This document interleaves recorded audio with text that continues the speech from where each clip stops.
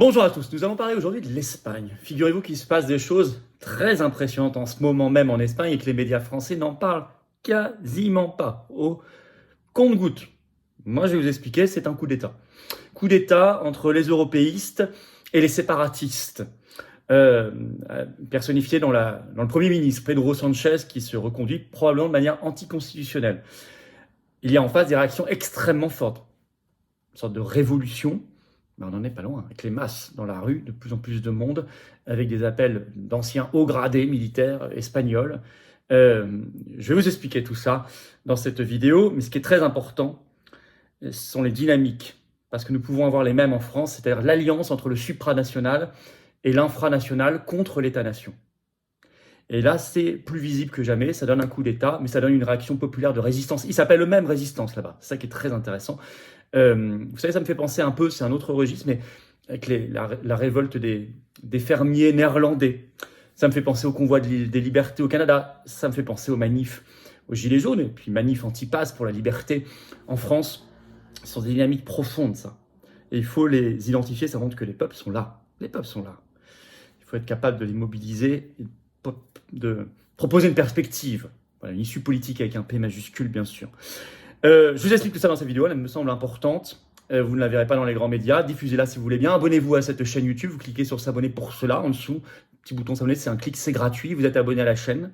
Plus vous êtes abonné, plus les vidéos sont recommandées par YouTube automatiquement. Et on va toucher de nouvelles personnes qui peut-être ne nous connaissaient pas encore. Voilà. Donc grand merci à vous. Réabonnez-vous. Notamment si YouTube vous a désabonné, il faut vérifier. Grand merci, effectivement. Alors, plusieurs rendez-vous. Le 30 novembre au soir, grosse réunion publique. Je suis à Nîmes. Inscrivez-vous, il y a un formulaire. Ça va être magnifique. Tour de France de la liberté. Le jeudi 7 décembre, 10h, rendez-vous place Pierre-Laroque à Paris. Grosse manif nationale sous les fenêtres de Rousseau, le ministre de la Santé, sur les effets secondaires. Et il y aura des nombreux témoignages, prises de parole fortes après ce qu'a dit Rousseau en disant que ça n'existait pas. Très très important, et on sait qu'il sera là. Peut-être qu'il viendra d'ailleurs débattre, ce serait très bien. Il l'a fait sur les réseaux sociaux à moitié, ce que Véran ne faisait pas. Et puis le 16 décembre, manif nationale à Paris, là, un cortège. Je vous donnerai toutes les infos concrètes bientôt. On y va. Alors, Espagne, un coup d'État, on va dire mondialiste, en tout cas d'alliance entre les européistes et les séparatistes contre l'état de droit, contre la Constitution et contre l'unité nationale. Donc la souveraineté nationale. Réaction populaire immense. Ce qu'eux-mêmes appellent là-bas la résistance patriotique. C'est beau, c'est très beau. Est-ce une esquisse de révolution? Nous allons voir. Les faits. Le 16 novembre, là, c'est tout récent. Pedro Sánchez, qui a été Premier ministre de 2018 à 2023, première coalition 2018-2020, puis deuxième 2020-2023, Premier ministre du PSOE, donc c'est le Parti socialiste espagnol, a été réinvesti à la présidence du gouvernement espagnol, comme on dit là-bas, par un vote très serré, 179 voix pour, 171 contre. Alors qu'il a perdu les législatives. Il a perdu le 23 juillet dernier les législatives en Espagne. Il est arrivé deuxième derrière le Parti populaire d'Alberto Núñez Feijóo.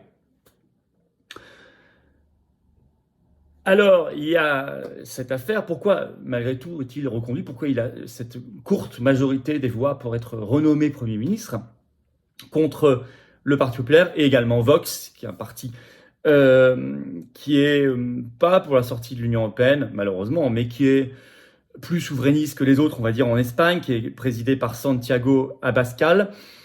Eh bien, parce que Sanchez a négocié. Il a négocié en échange de leur voix. Il a fait passer une loi d'amnistie pour toutes les personnes impliquées dans la tentative de sécession de la Catalogne en 2017. En 2017, la Catalogne a organisé de manière illégale et anticonstitutionnelle un référendum pour prendre son indépendance par rapport à l'Espagne, tout en restant dans l'Union européenne. Mais ça, je vais y revenir dans un instant. Donc une fausse indépendance. La sécession de 2017. Ces responsables ont été condamnés parce que c'est une atteinte très grave à l'unité nationale. C'était illégal et anticonstitutionnel. Mais Sanchez dit, en échange de vos voix pour que je reste Premier ministre, je fais une loi d'amnistie. Dans cette loi, il n'y a pas que ça d'ailleurs. Cette loi reconnaît également la Catalogne comme nation. Ça donne beaucoup. Et puis, il a reçu les voix aussi du parti indépendantiste basque et du parti ultra-régionaliste des Canaries. Même l'Express, dans un article du 17 novembre, écrit, je cite, « La constitutionnalité de cette amnistie reste à démontrer ». Donc déjà, il amnistie quelque chose d'anticonstitutionnel, mais peut-être que cette amnistie elle-même est sûrement anticonstitutionnelle. Alors, le président du parti Vox a dit qu'il a saisi la justice contre Sanchez pour coopération avec le terrorisme, rien que ça. Et ils organisent une immense résistance qui monte en puissance chaque jour. Déjà, le 12 novembre, selon l'AFP, à Madrid, il y avait, je cite, des centaines de milliers d'Espagnols qui ont défilé, révoltés, je cite, par l'accord de coalition entre le Premier ministre Sanchez et les séparatistes catalans, ce que je vous ai expliqué. Ce 18 novembre, ils ont récidivé, il y avait plus de, officiellement, 200 000 personnes à Madrid, c'est énorme. Hein. Plus, comme le 12 novembre, des manifestants à Saragosse, Séville, Tolède, Malaga, Valence, Bilbao, Barcelone, dans plus d'une cinquantaine de villes espagnoles, est-il écrit ce qu'ils appellent la résistance patriotique, avec des slogans qu'on a entendus ce 18 novembre, repris dans les articles de presse. Hein. Dans cette manif, on entendait beaucoup « Sanchez traître »,« Sanchez en prison »,« Défense de l'unité de l'Espagne ».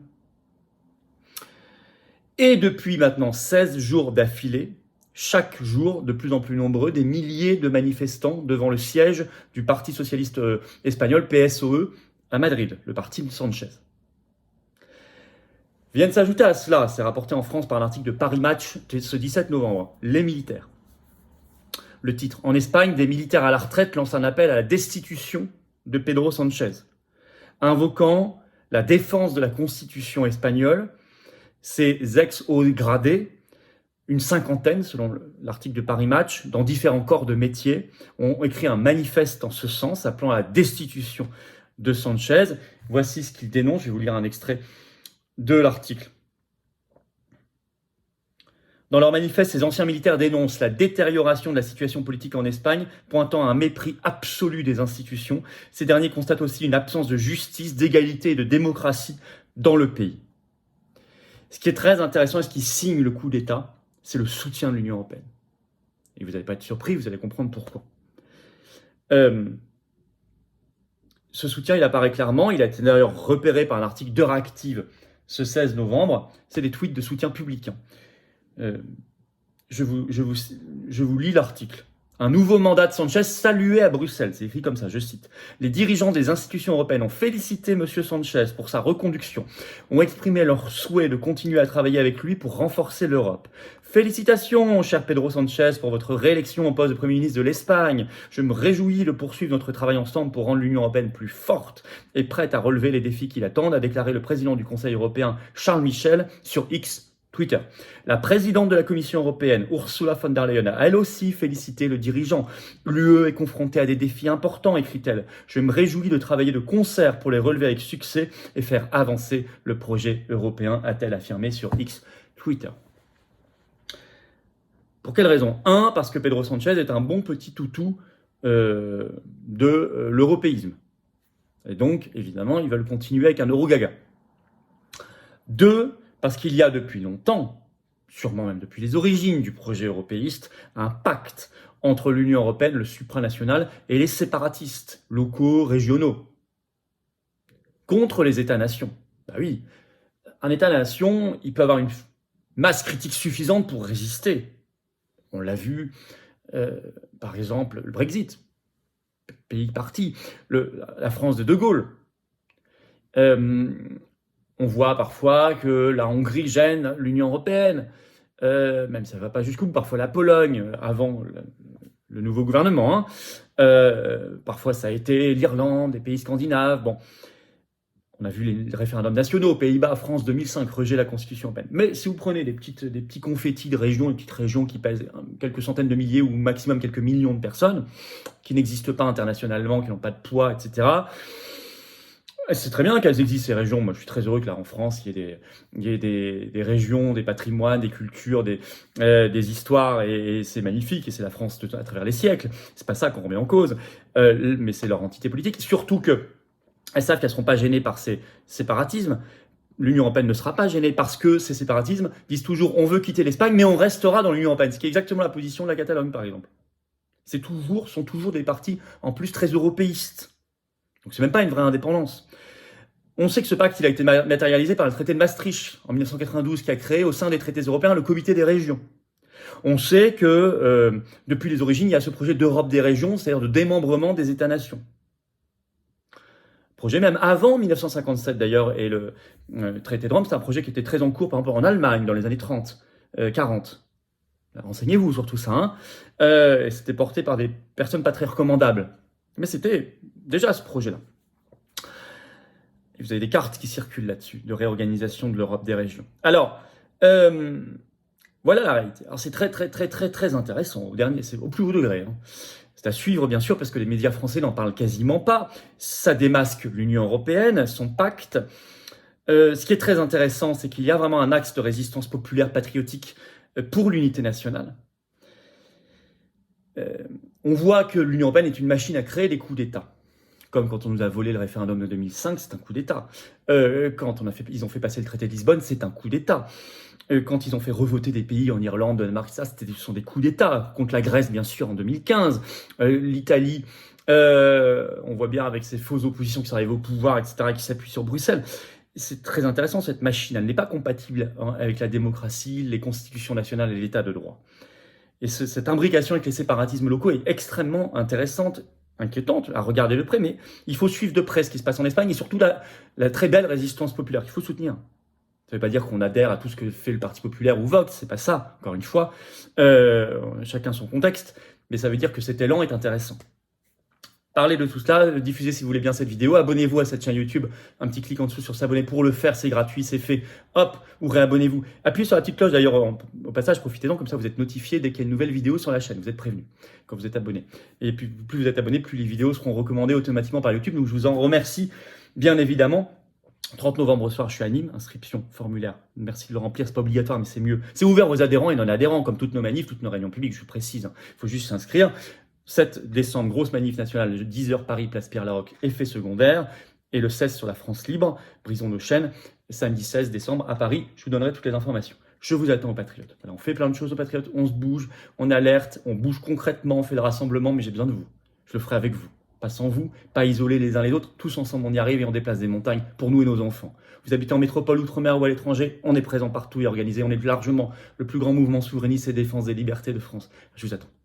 Adhérez, c'est le premier lien sous la vidéo en description. Ce lien est également en commentaire épinglé, une petite fiche maintenant sur l'écran. Dans quelques secondes, un lien sur l'écran, vous choisissez. Faire un don de soutien au mouvement, deuxième lien sous la vidéo en description. Utile, vital. On n'a pas les réseaux, ni les copains, ni les millions du système. Alors on fait, ça coûte cher et on continuera et on ne lâchera pas. On sera sensible à aucune diffamation, aucune pression, rien. Bravo aux donateurs, aux réadhérents, bienvenue aux nouveaux adhérents patriotes. Profitez-en plus, c'est 2 tiers de défiscalisation pour vos impôts, tout ça. Et vive la France!